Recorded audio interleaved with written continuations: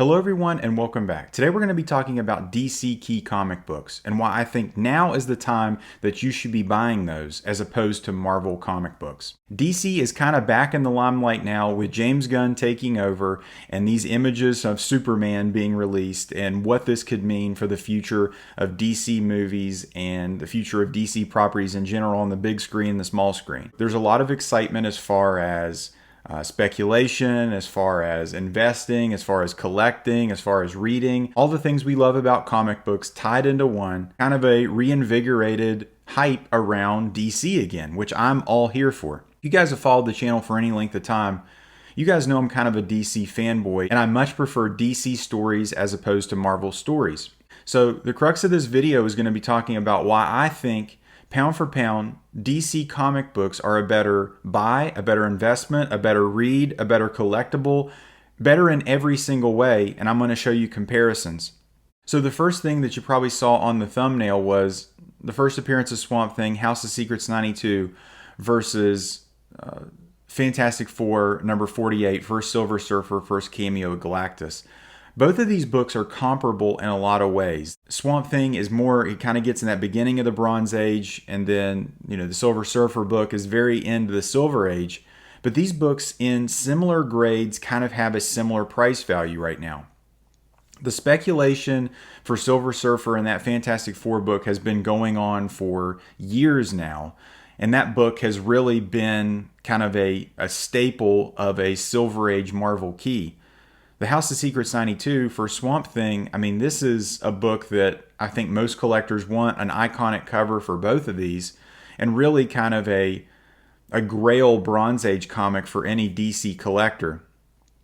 So why I think these two books are a perfect example of this are the Swamp Thing book, it still has not reached like crazy price value, those crazy numbers that we saw like in 2021. All these DC books have never really exploded like the Marvel books. And that's because of the movies, it's because of the speculation. The Fantastic Four book, specifically this Silver Surfer book, it is, if you look at the prices of this book, it is all over the place. It is surges, crashes, and then now with the recent reveal that basically it's not even going to be Silver Surfer on the big screen, it's going to be Silver Surfer's wife or a female Silver Surfer. I'm not even sure. The speculation has just kind of fizzled. And this is a perfect example of why, I've already talked about this before, the MCU should not dictate the value of a comic, or you should not place value of a comic based on the MCU, because it's now failing. The MCU is dying. They've lost pretty much all faith from comic book collectors as far as investing goes. I think now is the time to buy the DC stuff.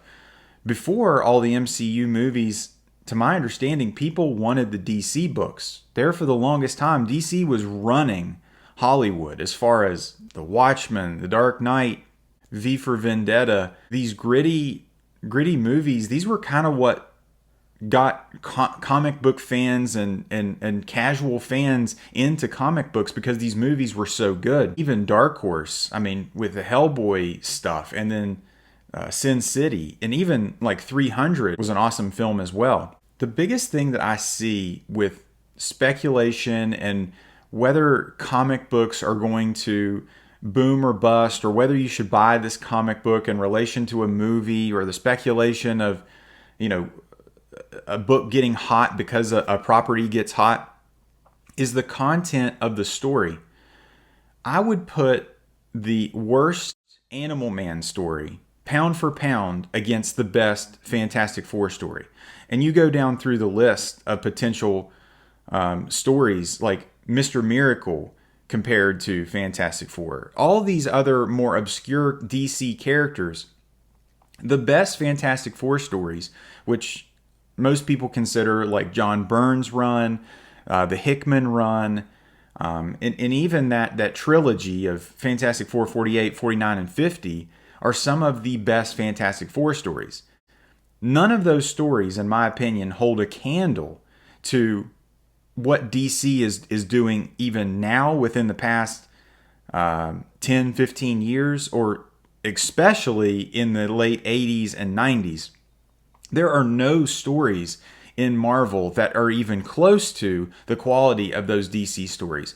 And that's what's got me so excited about buying DC Key comics, specifically ones that are still undervalued, that are older, in the Bronze and Silver Age, because these books have really been undiscovered because they have not made their way to the big screen and the small screen.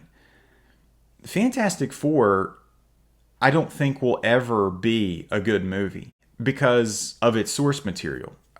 I like Fantastic Four. I like Reed Richards specifically, but these stories are kind of campy. They're kind of corny in a way.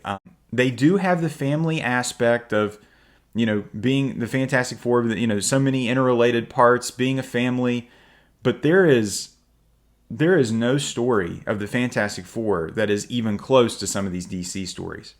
With James Gunn kind of taking the helm and what he's done with Guardians of the Galaxy and what the stories that he's brought with obscure characters, specifically team characters, is so exciting.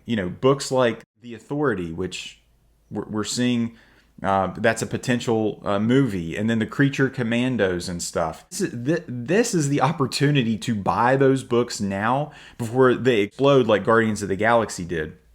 Obscure heroes nobody gave a crap about before those movies, and now they're like huge IP. I think those same kind of things could happen with books like Justice League Dark, where you have Zatanna, Deadman, these characters that we don't really know yet, and really even the lore in the comic books is somewhat shallow in a sense, where Deadman's best story is like his origin story, or like a awesome modern Deadman. It just doesn't exist. But when you have a guy like James Gunn, you got a guy like Tom King, I mean, they could potentially make something incredible. He could be the next Deadpool type character. He could be, something huge that captivates everybody. And these books, I mean, you can get these books in a very, very respectable grade, 5, 6, 7 type graded books, or raw books, for a fraction of these Marvel books now. And I just don't understand why people aren't seeing this. Now is the time to buy these DC comic books. Now, DC, obviously getting first appearances is impossible unless you're the Monopoly man, because these Golden Age books are out of reach. But there are so many Silver and Bronze Age keys that, I mean, are still very attainable, and really books that you should be getting, like the Action Comics book for Supergirl. I mean, that is like a major key issue. Still very expensive, but attainable. First John Stewart, the Green Lantern book, very, very attainable. And then I already mentioned, Hawkman 4 versus Zatanna, the first Mr. Miracle #1, even Sandman #1. All of these DC books, pound for pound, their stories, these characters are better than Marvel. And it just got me so excited, because the realization that the stories, the comic book stories that they're pulling from, are so crucial to these movies.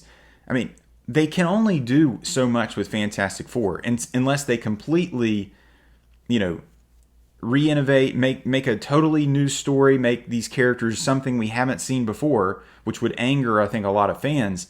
But so many of these DC characters that I'm saying, they can play with these characters. A great actor, a great character actor could really just make these characters shine and make these comic books explode, which they should. DC comics are grossly undervalued. So many of these books, the art is incredible, the stories are incredible.